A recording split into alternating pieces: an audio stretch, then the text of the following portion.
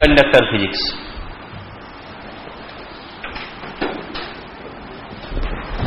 The basics of the semiconductors. देखिए इसमें सबसे पहले समझिए potential energy.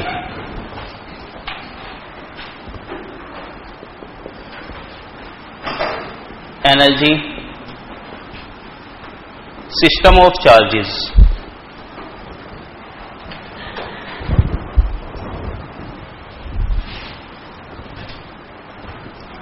Say this is the system of two charge separated by a distance d. Distance r या d. Potential energy U. Q1 Q2 4 pi epsilon 0 r. This one. For similar charges, that is both positive और both negative. अगर दोनों ही charge positive हो या दोनों ही charge negative हो तो what will be the potential energy? Positive. यानी क्या होगा? रिपल्शन. पोटेंशियल एनर्जी पॉजिटिव यानी रिपल्शन होगा इसमें.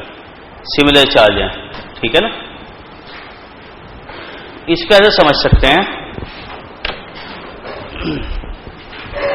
अगर सिमिलर चार्ज का सिस्टम बनाना है तो पोटेंशियल एनर्जी पॉजिटिव कैसे आ गई?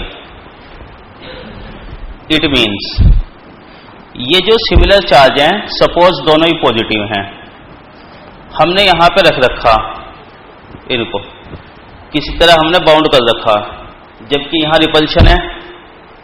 रिपल्शन तो है ही. अगर हम कुछ ऐसा कर दें कि चलो मान लिया ये वाला तो फिक्स है चार्ज, फिक्स, इसको फ्री कर दें.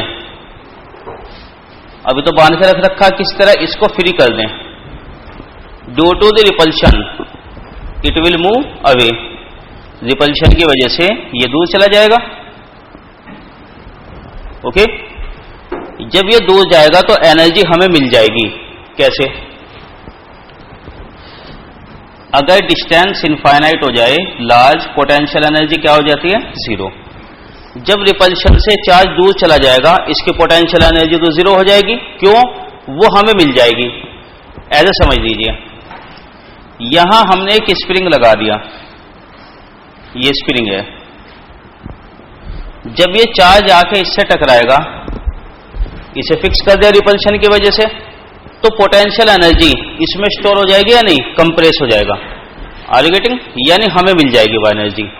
We will obtain the work. इसलिए पोटेंशियल एनर्जी पॉजिटिव है. जैसे ये है एनर्जी प्लस 50 माइक्रोजूल. जब एनर्जी यहां स्टोर हो जाएगी सारी की सारी, चार्ज बहुत दूर चले जाएंगे, सिस्टम की एनर्जी क्या हो जाएगी? जीरो. वो हमें मिल जाएगी. Are you getting? तो रिपल्शन के लिए पॉजिटिव एनर्जी इसलिए कहा हमने, इसमें स्टोर है, वो हमें मिल जाएगी. ओके.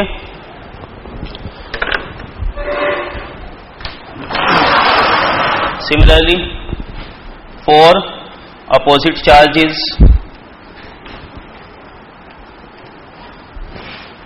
Positive and negative. देखिए जरा इसको,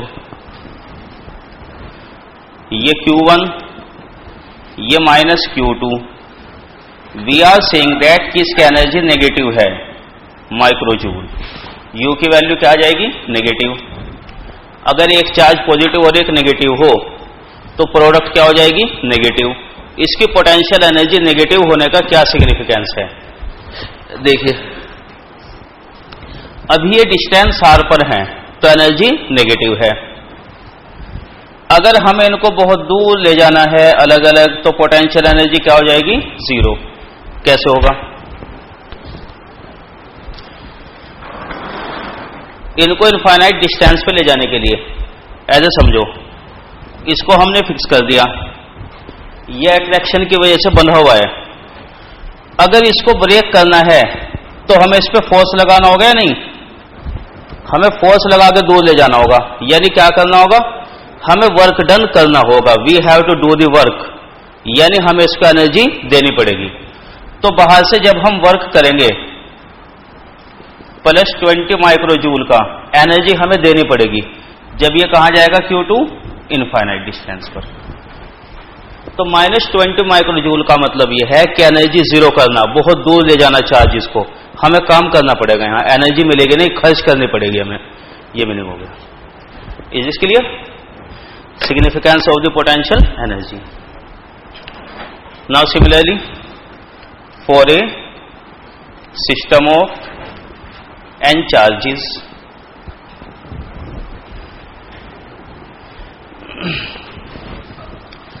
अब देखो जैसे यहां अगर हम n चार्ज कंसिडर कर लें इकट्ठे ही, Qn,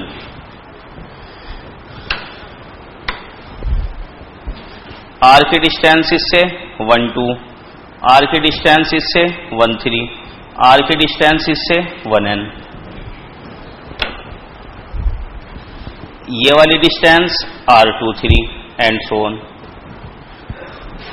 अब कंसिडर करो ये वाला सिस्टम, कितने चार्ज हैं इसमें इकट्ठे ही n।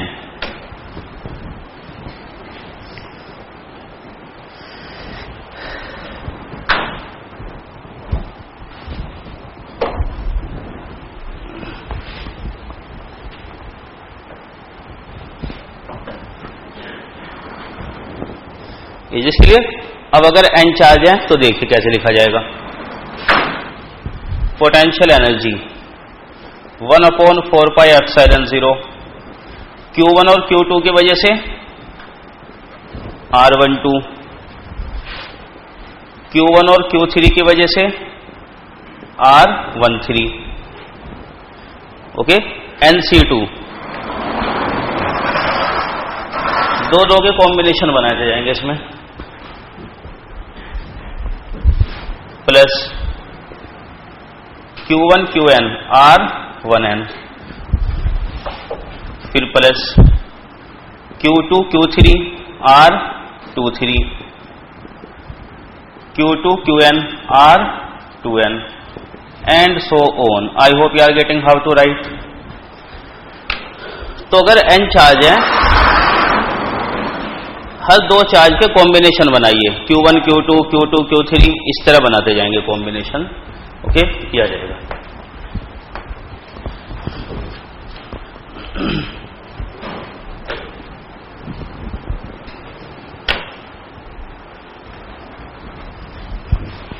अब कंसिडर कीजिए केस ऑफ एन एटम।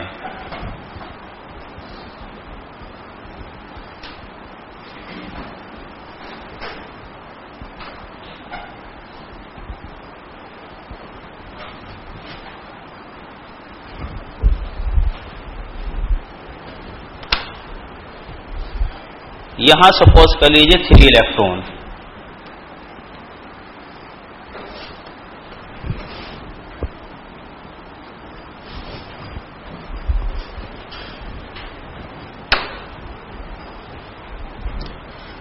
इसकी पोटेंशियल एनर्जी हमें लिखनी है इस वाले इलेक्ट्रॉन की।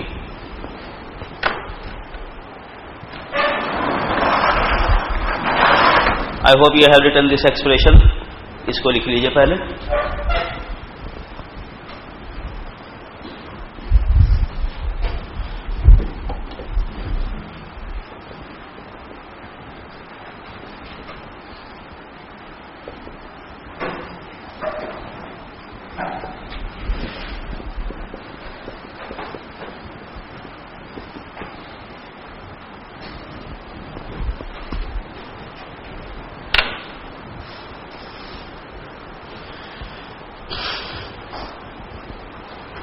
Potential energy of an electron in an atom.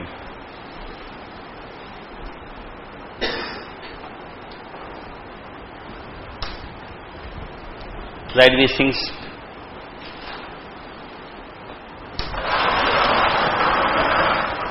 देखो ये वाला केस, ये भी तो ऐसा हो गया ना, सिस्टम ऑफ चार्जेस। यहां 3 तो इलेक्ट्रॉन और चौथा है खुद होता है न्यूक्लियस। न्यूक्लियस पे कितना चार्ज होता है? प्रोटॉन की वजह से प्लस Ze। लेट अस सी। अब देखिए जब पोटेंशियल एनर्जी लिखेंगे, इसकी एनर्जी एक तो इसकी वजह से आएगी, पॉजिटिव चार्ज इलेक्ट्रॉन का चार्ज नेगेटिव अपॉन ये वाली डिस्टेंस हो गई r3, इसकी जो रेडियस हो गई। क्लियर? साथ ही साथ इस वाले इलेक्ट्रॉन को फोकस कर दे, इसकी वजह से भी एनर्जी आएगी r12 और इसकी वजह से भी r23। ये वाली एनर्जी रिपल्शन की है तो ये पॉजिटिव हो जाएंगी, minus E 2 bar r12 minus E r13 and so on. अगर बहुत सारे इलेक्ट्रॉन कंसिडर कर लें तो बाकी की टर्म आ जाएगी। ये रहा, इस तरह लिखा जा सकता है एक्सप्रेशन। अब देखिए इस केस में खुद अंदाजा लगा सकते हैं। यहां आ रहा है प्लस जेड और यहां पर तो ई है, बस केवल ओनली ई। क्लियर? तो इसके कंपैरिजन में ये वाले टर्म तो स्मॉल हो जाएंगे या नहीं? ठीक है, दीज टू टर्म उसके कंपैरिजन में नेगलेक्ट कर सकते हैं नहीं हम? Okay,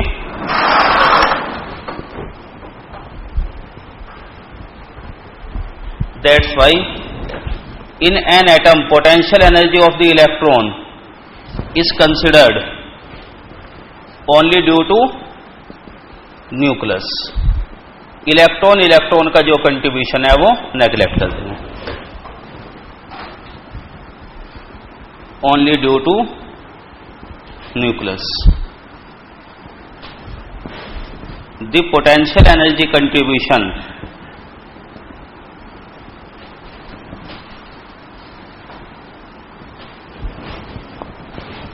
due to electrons neglected. आगे कैलकुलेशन में इसको हम नेगलेक्ट करके चलेंगे। सामने देखिए खुद। यस, इसीलिए तो आप तो खुद ही आंसर बता रहे हैं। नहीं, देखिए you are right.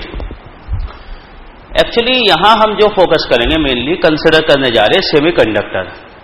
Semiconductor silicon और जर्मेनियम। सिलिकॉन का एटॉमिक नंबर 14, जर्मेनियम 32। अगर उनके लिए बात करें, वो बात आपकी सही है कि अगर हाइड्रोजन लिथियम छोटे मोटे एटम की बात कर दे तो हो सकता है जाए Z generally larger. That's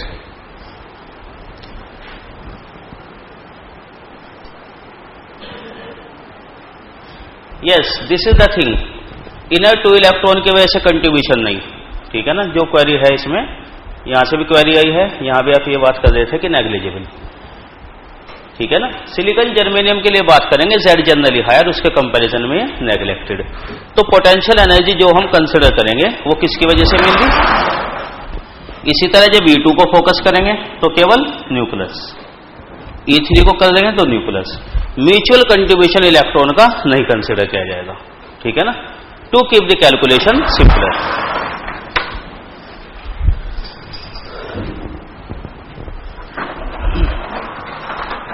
Now, consider Bohr's atomic model.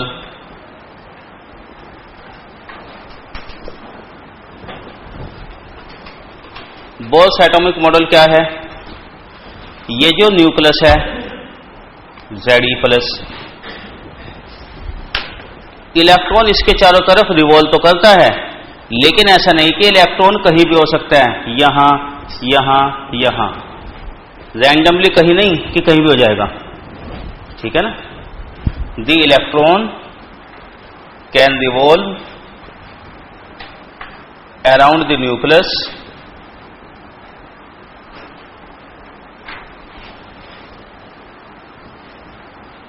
Only in certain discrete orbits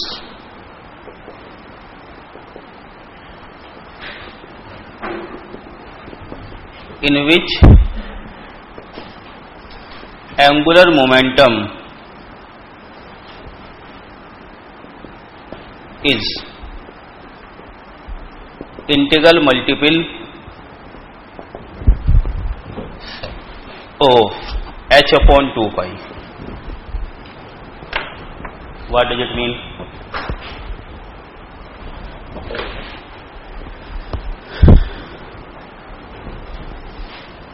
electron can revolve only in this manner, ये न्यूक्लियस इसके अलोंग सर्टेन डिस्क्रीट ऑर्बिट, ये ऑर्बिट्स बनी ऐसे बन जाएंगे इसी तरह। देखिए, या तो इलेक्ट्रॉन यहां पे होंगे, यहां पे होंगे, यहां पर होंगे, ठीक है ना। ऐसा नहीं हो सकता कि इलेक्ट्रॉन इन दोनों के बीच इस जगह हो जाए, इलेक्ट्रॉन यहां पर हो जाए यहां, वो नहीं हो सकता। हेयर हेयर और हेयर, आर यू गेटिंग? यह है बोर्स एटॉमिक मॉडल, ठीक है ना। अब देखिए, ये जो कंसेप्ट दी गई है क्वांटम फिजिक्स के, ये आते हैं श्रोडिंगर इक्वेशन से। इनके इसलिए ऑब्वियसली डेरिवेशन तो बहुत ही दूर की बात है, तो हम इनको कंक्लूजन लेकर चलना, केवल जरूर भी वही है सेमीकंडक्टर फिजिक्स के लिए। Certain discrete orbit. Angular momentum क्या होता है? NH/2π। सपोज ये इलेक्ट्रॉन है, इसकी वेलोसिटी v है, रेडियस r है, मास m है, ये हो गया एंगुलर मोमेंटम। n क्या है यहां पर? Integer. Okay, it is said to be principal quantum number, और क्वांटम नंबर आएंगे।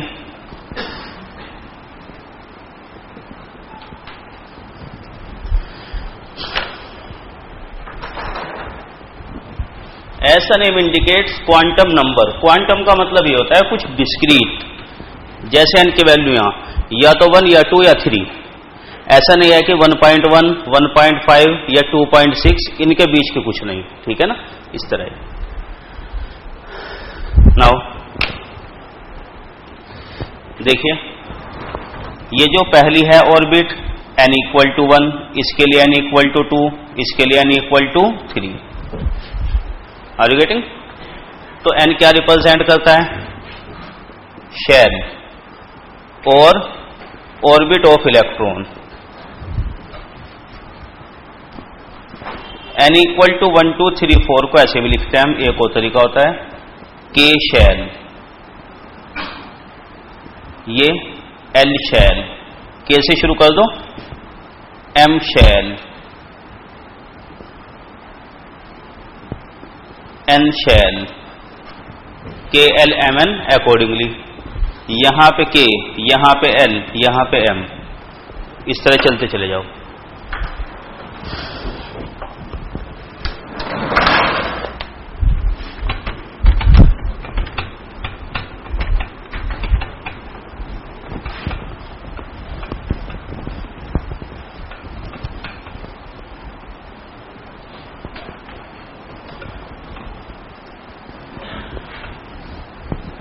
KLMN,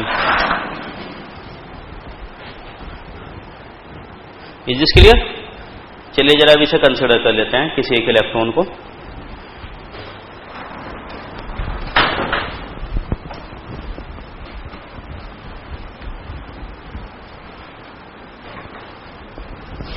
late us consider only a particular electron.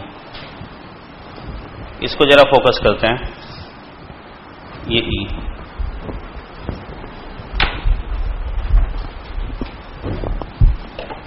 Radius r, velocity v, mass m।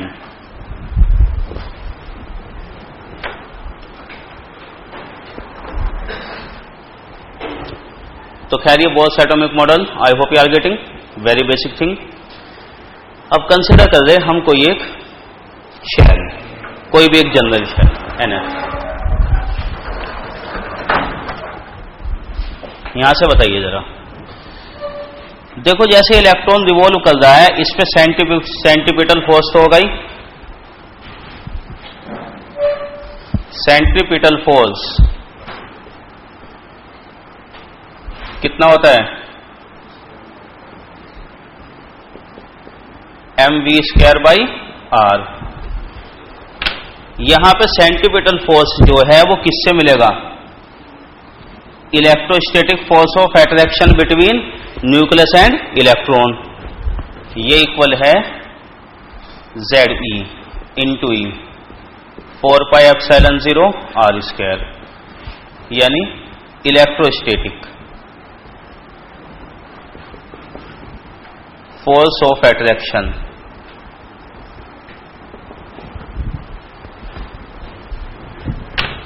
electrostatic force of attraction. What about mv square? Z square 4 pi epsilon 0 r. ये आ गई equation यहां से.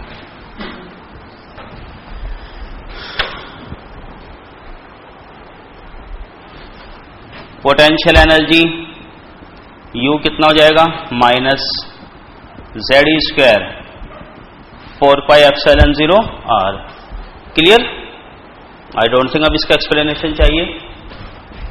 Kinetic energy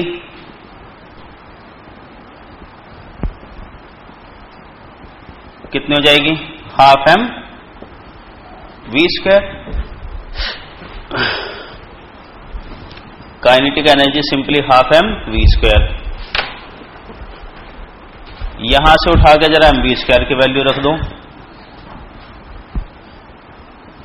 Z square 4 pi epsilon 0 r Z square 8 pi epsilon 0 r.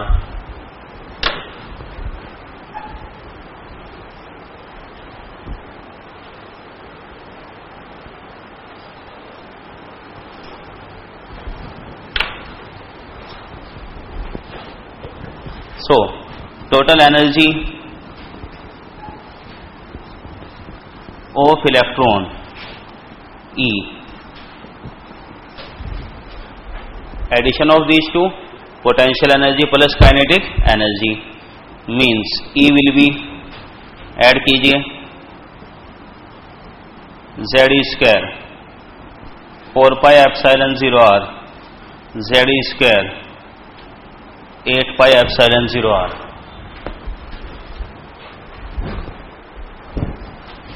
That's why total energy will be minus Z square 8 pi epsilon 0 r.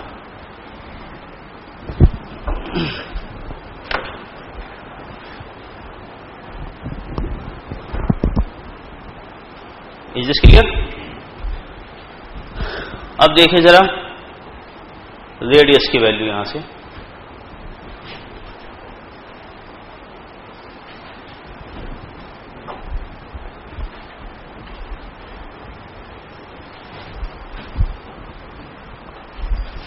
यह है mv square और mvr किसके equal है? nh upon 2 pi.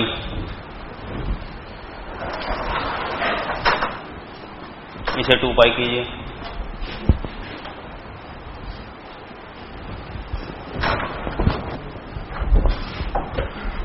What is velocity v? nh upon 2 pi mr. m की value रख दो यहां पर, रेडियस की वैल्यू आ जाएगी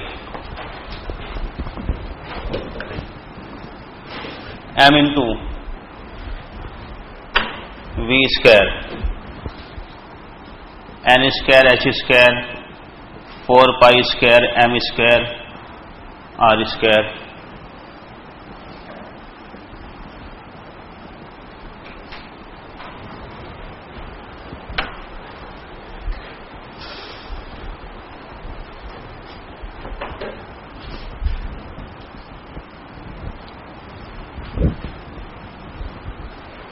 फोर पाई कैंसिल हो जाएगा, m कैंसिल हो जाएगा,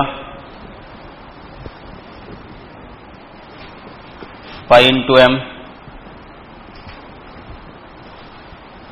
Z square into r.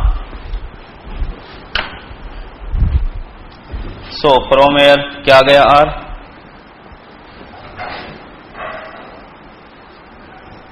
Epsilon 0 Z square m पाई.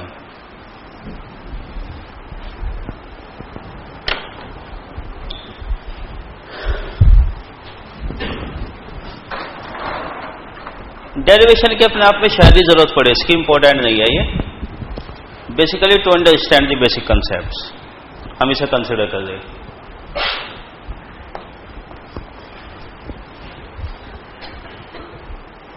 ये nth ऑर्बिट के लिए n आ रहा है. So radius of nth orbit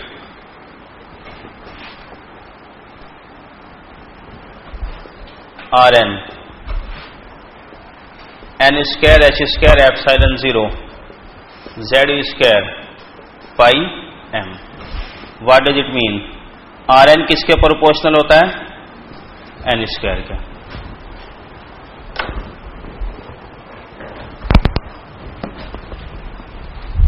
Simplified approximation.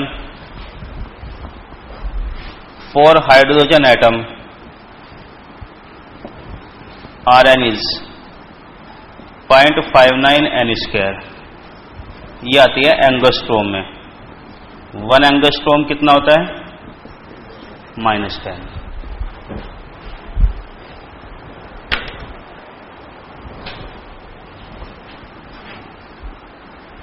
Energy of electron in nth orbit, इसके वैल्यू डिटरमाइन करें. देखो En minus Z square 8 pi epsilon 0 1 upon Rn.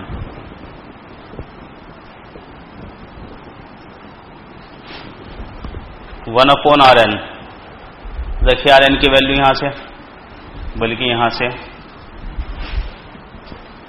Z E square pi M n square h square epsilon 0 minus Z square e to the power 4 m n square into ये क्या है 8 h square epsilon 0.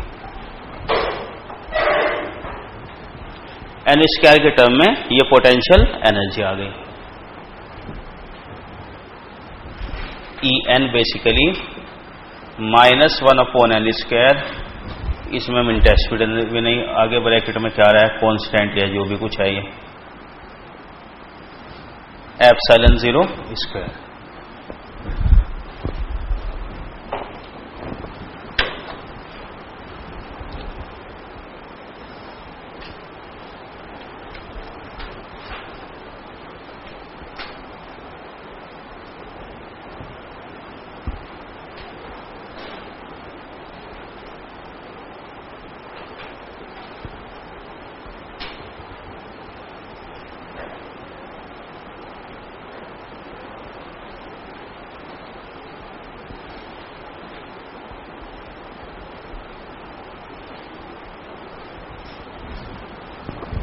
Is it? तो क्या मतलब हुआ En का? -1 upon n square. Potential energy in total energy of electron in nth orbit ये आ गया. हाइड्रोजन एटम के लिए एनर्जी की वैल्यू आ जाएगी nth ऑर्बिट में 13.6 n square electron volt. 1 electron volt कितनी एनर्जी होती है? जूल.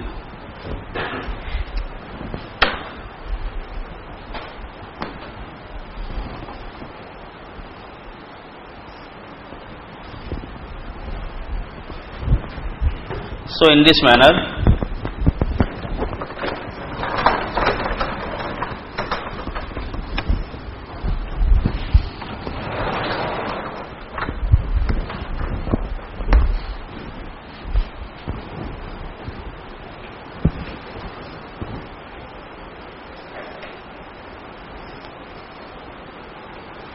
Is this clear? ना ये आ गई इसमें देखिए कंडीशन.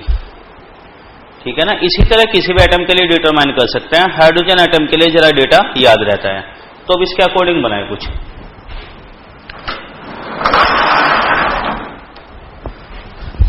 अगर इलेक्ट्रॉन होता तो एक ही इलेक्ट्रॉन है वैसे हाइड्रोजन में, लेकिन चलो हम कंसिडर कर लेते हैं कई जगह. n = 1 में रेडियस कितने आएगी? 0.59 एंगस्ट्रोम. और इसकी एनर्जी कितनी हो जाएगी? -13.6. टोटल एनर्जी नेगेटिव है, ये तो 100% श्योर है. जब ये तो बाउंड है न्यूक्लियस से, पोटेंशियल एनर्जी नेगेटिव का मतलब अट्रैक्शन से बना हुआ है भी है. सिमिलरली जब n इक्वल टू 2 करेंगे तो कितना हो जाएगा ये? देखिए 4 से कीजिए इसको, 2.36। क्लियर? और एनर्जी कितने आएगी इलेक्ट्रॉन की इस जगह? -3.4। सिमिलरली n इक्वल टू 3 में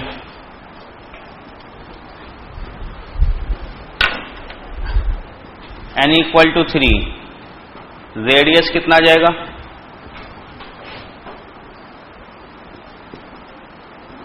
5.31 एंगस्ट्रॉम, और एनर्जी इसी अकॉर्डिंग -1.5 अराउंड। ठीक है? या अब इसको सिंप्लीफाइड वे में, बिकॉज हम इंटरेस्टेड हैं एनर्जी में, इसका मतलब एनर्जी लेवल डायग्राम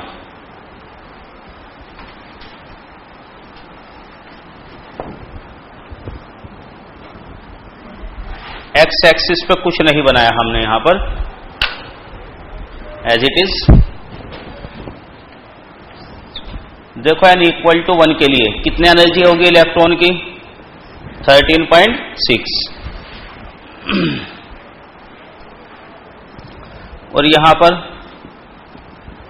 2 पर कितनी एनर्जी होगी? -3.4, 3 पर -1.5। इसका फिजिकल सिग्निफिकेंस भी होता है एनर्जी लेवल डायग्राम का। देखिए बेसिकली सेमीकंडक्टर में हमें स्टार्ट करना है एनर्जी बैंड डायग्राम से, लेकिन ये सारा एनालिसिस इसलिए लिया गया कि कम से कम एनर्जी क्या है समझ में आ जाए और बैंड डायग्राम कहां से आते हैं। Is it? तो इस एटम के बारे में अगर हम बात करें, क्या मतलब है? या तो इलेक्ट्रॉन की एनर्जी कितनी होगी? -13.6, या फिर कितनी होगी? -3.4। इलेक्ट्रॉन की एनर्जी इनमें से ही कोई हो सकती है, ठीक है ना? Certain discrete level of energy. ऐसा तो नहीं हो सकता यहां पर कि इलेक्ट्रॉन की एनर्जी -2 इलेक्ट्रॉन वोल्ट हो जाए, -5 नहीं। क्यों? बोर एटॉमिक मॉडल या तो यहां रह सकता है या फिर यहां या फिर यहां इलेक्ट्रॉन, या तो यहां या फिर यहां, यानी इन दोनों के यहां इलेक्ट्रॉन कभी नहीं होगा, ये एनर्जी कभी नहीं आएगी। Are you getting? ये मीनिंग होता है एनर्जी के लेवल। कौन कौन सा लेवल है? कई सारे, 3-4 लेवल। यह एक्सिस को कुछ नहीं लिखा, नथिंग, बस ऐसे ही बना दिया इलेक्ट्रॉन। अब ये जो कंसेप्ट है एनर्जी लेवल की, इसमें हमने जो डिस्कस किया ये सारा, ये कब वैलिड है? ये वैलिड है या तो आइसोलेटेड एटम के लिए, जब केवल एक जगह एक एटम रखा, आसपास कुछ नहीं है, या फिर गैसियस और लिक्विड स्टेट, जहां एटम एक दूसरे से बहुत दूर दूर होते हैं। सॉलिड स्टेट के लिए ये मॉडल सही नहीं रहेगा। क्यों? देखिए जरा, I hope you are getting this one.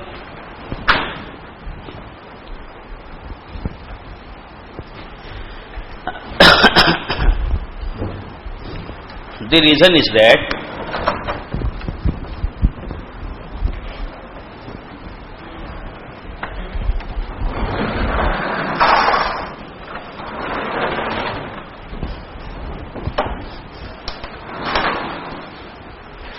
देखिए जैसे ये है सॉलिड स्टेट,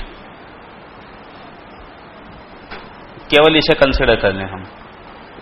एक एटम ये, दूसरा एटम कहां पर होगा? यहां, क्लोजर टू दिस। इसी तरह another atom closer to this, another atom closer to this, closer to this। ये रहे।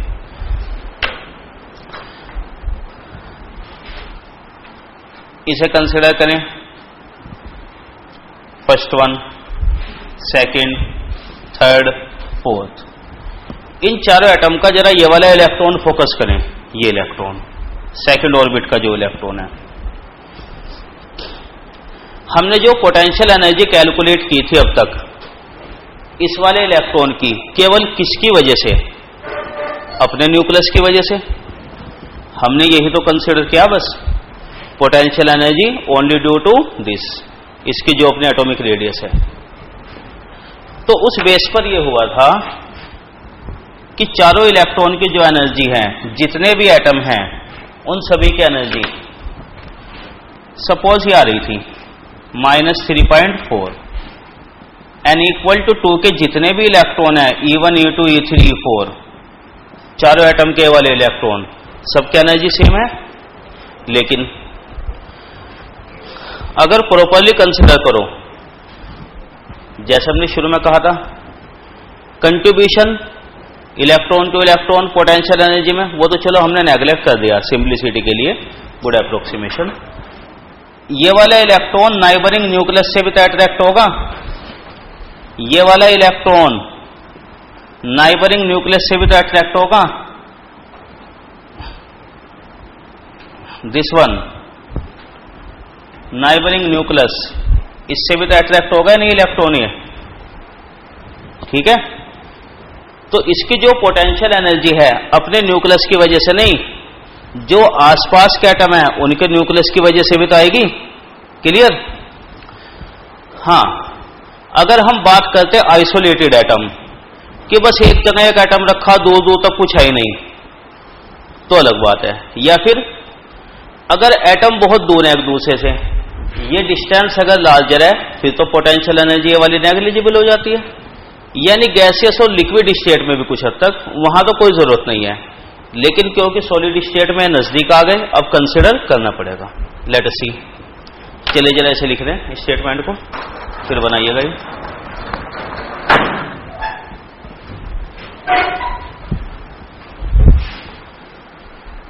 The concept of energy level diagram holds good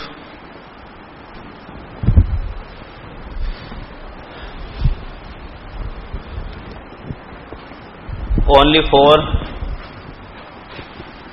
isolated atom or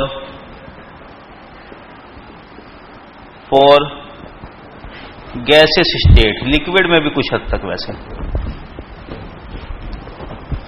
where atoms are very far from one another,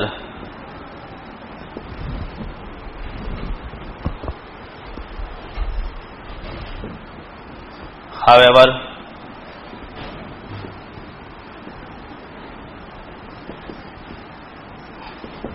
in the solid state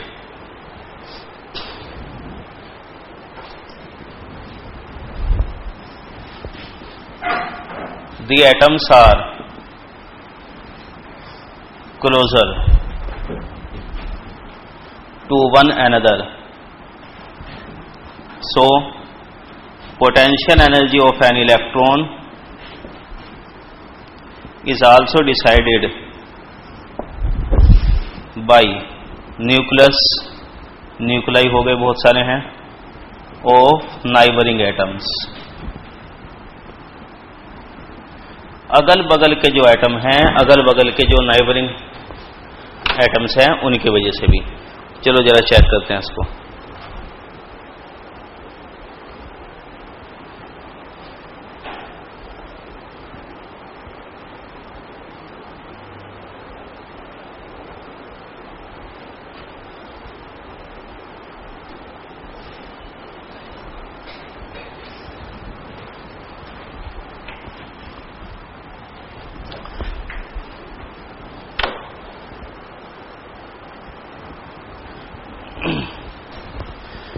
okay, electron का contribution तो हम consider कर ही नहीं रहे simplicity के लिए, चाहे तो कर भी नहीं, ज्यादा फर्क पड़ता नहीं वैसे, लेकिन कैलकुलेशन जरा सिंपल रखने हमें वैसे भी।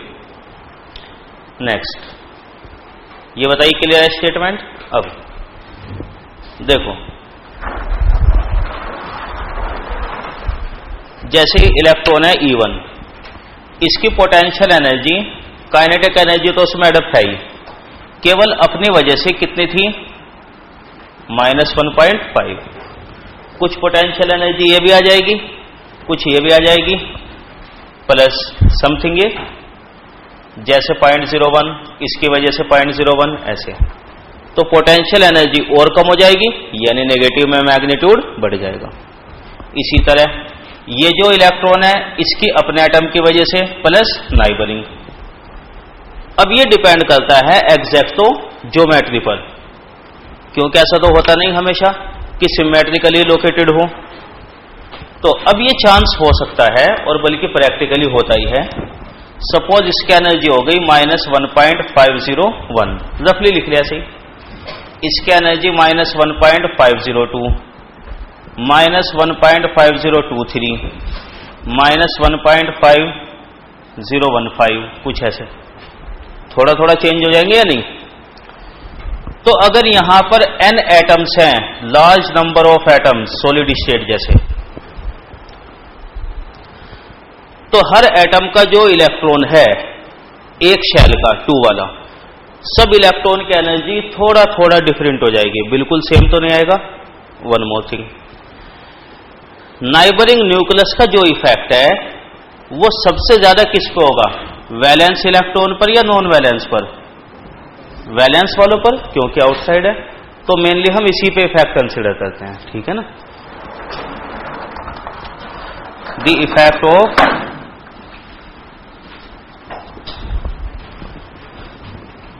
neighboring nuclei is mainly on valence electrons.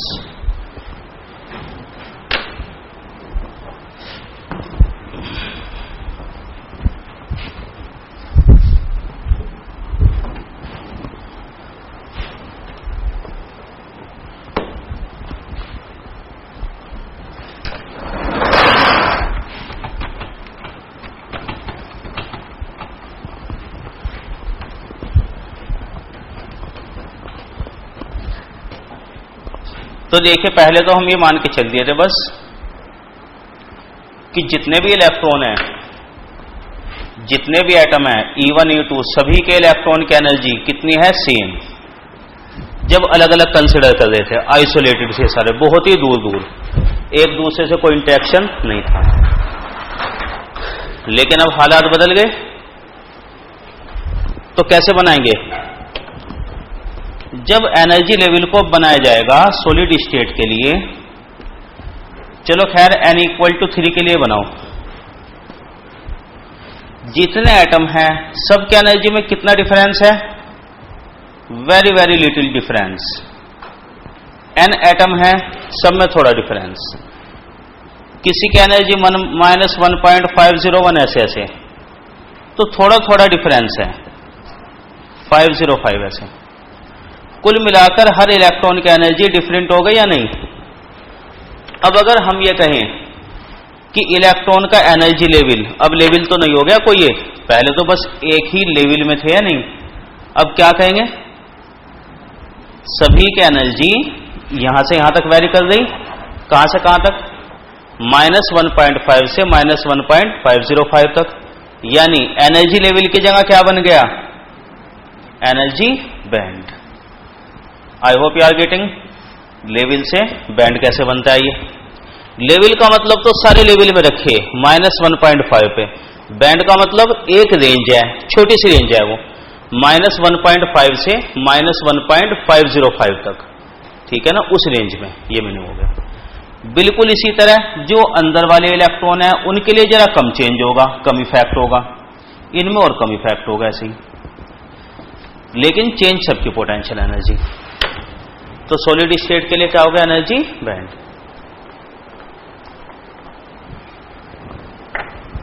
Okay,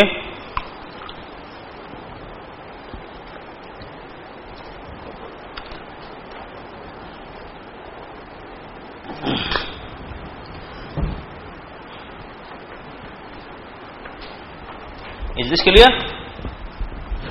तो ये कहां से शुरू हुआ था, सपोज -1.5 से, और कहां तक, सारे इलेक्ट्रॉन की एनर्जी इन दोनों के बीच है, मतलब कुल मिलाकर ये कहा गया। ये हो गया energy band diagram. Is this clear? चलो अब जरा इस एनर्जी बैंड को, कंसेप्ट तो समझ में आ गई, थोड़ा और तरीके से कंसिडर करें रफली सेमीकंडक्टर्स के लिए। यह कहें कि बेसिकली एडीसी यहां से स्टार्ट होता है एक तरीके से।